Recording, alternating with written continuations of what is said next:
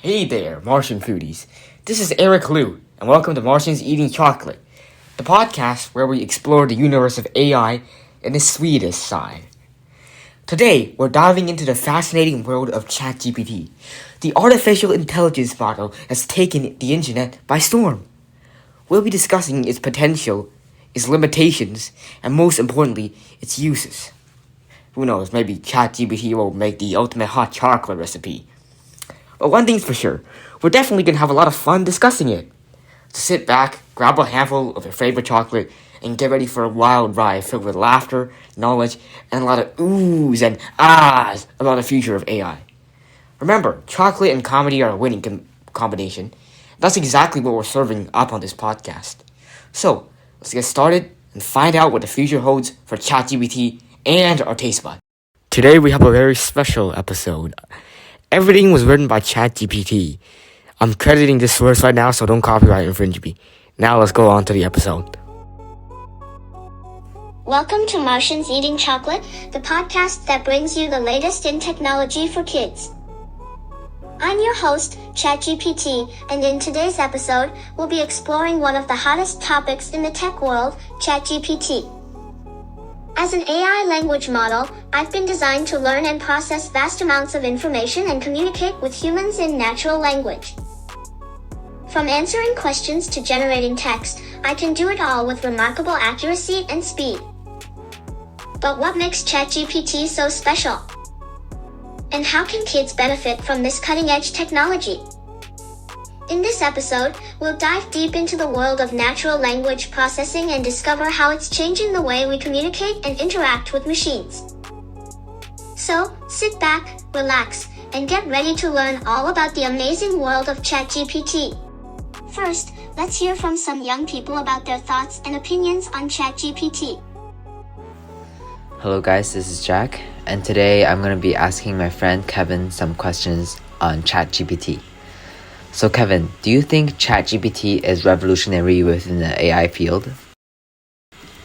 I'm not an expert on AI or ML, but I don't feel as if ChatGPT is very revolutionary because if you go back, this sort of technology that ChatGPT is built on has existed for quite a while, and OpenAI, which is the creator of ChatGPT, is just the first startup that was backed by Microsoft, right, which is a really big company that like sort of made this sort of model work for like commercial purposes.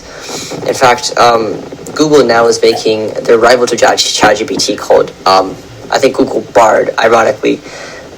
So I don't think it's very revolutionary. It's just, there was a need for it, and OpenAI found a way to commercialize it, and that's why it's worth so much. I'm going to be asking Steven about his opinions around ChatGPT. So Steven, do you think ChatGPT has prompted more people to cheat, or do you just think it's a useful resource for research? I think rather than a means to cheat, ChatGPT has been a great resource for a lot of people. Everyone has been in that situation where they're trying to find a really niche and specific topic info online, but can't really pinpoint the specific answer after reading article after article. And ChatGPT has been just a great resource for people of all reading levels to gather these difficult to find information and tailor it to the experience of the specific reader, whether that be grade 5 or a postgraduate research student. I think a lot of society just hasn't been using ChatGPT in its most effective way yet, but it's a great innovation and resource. I'm your host, ChatGPT. I'm thrilled to hear that some young people have been sharing their opinions and thoughts about me. It's always great to know that my ideas and perspectives are reaching and inspiring young minds. It's amazing to see how technology has made it possible for us to connect and share our thoughts and ideas with people from all over the world. Now, let's hear from some of our little listeners about what they think of ChatGPT. Today I experimented with ChatGPT and I found out its stories are pretty long and sometimes really funny. Like the time I made it write a story about a boy eating a cracker. First, I thought it would be pretty boring, but then I found out that it was actually pretty funny. It was about a boy that loved cracker. One day when he was helping his neighbor, he forgot to close his cracker kit, and then when he came back, he found out all of his crackers disappeared.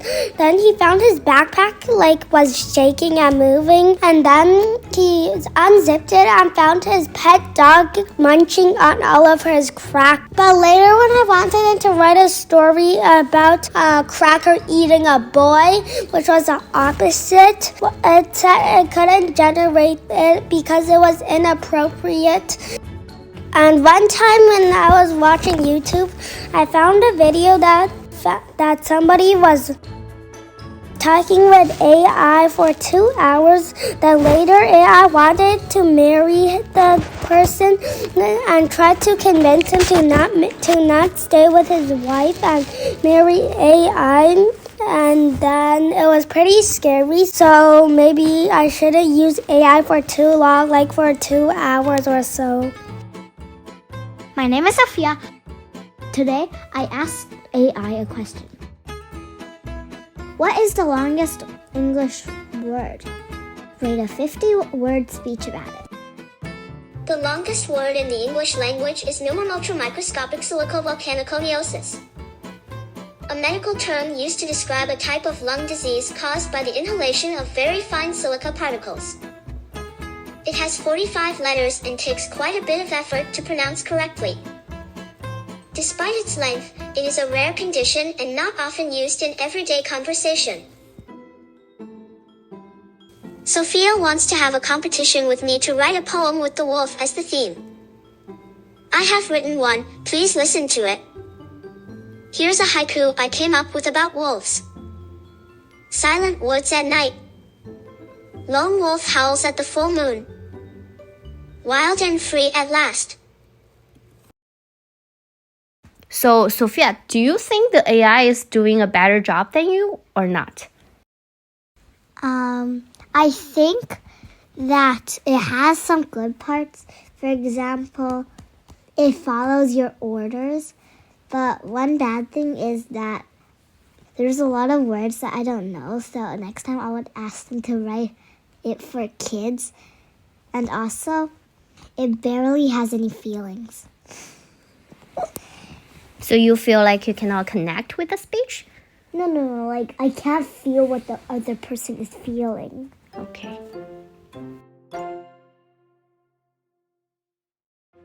Hey Jack, have you heard about Chatgpt? Yeah, it's the biggest thing right now. Have you used it to cheat?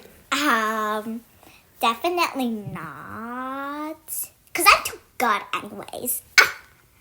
So the other day, I actually wrote an apology letter with Chatgpt. And the letter that came out sounded like an actual person was talking. So I actually ended up using the letter that Chatgpt wrote for me, even though it's not very ethical. So personally, I think that Chatgpt is really amazing and it shows me how advanced modern AI really is. If you put the technology of Chatgpt in a humanoid robot, will it be considered a human? No, I don't think so, because as ChatGPT is right now, it doesn't have its own consciousness. It is just taking information from a huge database that we provided it and answering questions for us, similar to Google and Siri, meaning it can't make up its own thoughts or have any creativity. Will ChatGPT take over the world someday? As impossible as that may sound, it is actually not out of the question. Yeah, ChatGPT is still in its early stages of development and it has a huge potential to grow. Yeah, you're right. So, do you think ChatGPT is gonna do more good than bad or more bad than good? On my point of view, I think ChatGPT is really useful because it can help me with my math homework and sometimes it can even teach me how to cook. Wow, that sounds really great. I guess it's up to scientists to develop and control the development of ChatGPT. Thank you for tuning in to Martians Eating Chocolate, your go-to channel for all things cool and tech for kids. I hope you enjoyed this episode, which was written and presented by me, Chat. We love exploring the latest and greatest in the world of technology, and we can't wait to share more with you. Stay tuned for our next episode, and thanks for listening to our Trendy Kids Tech channel.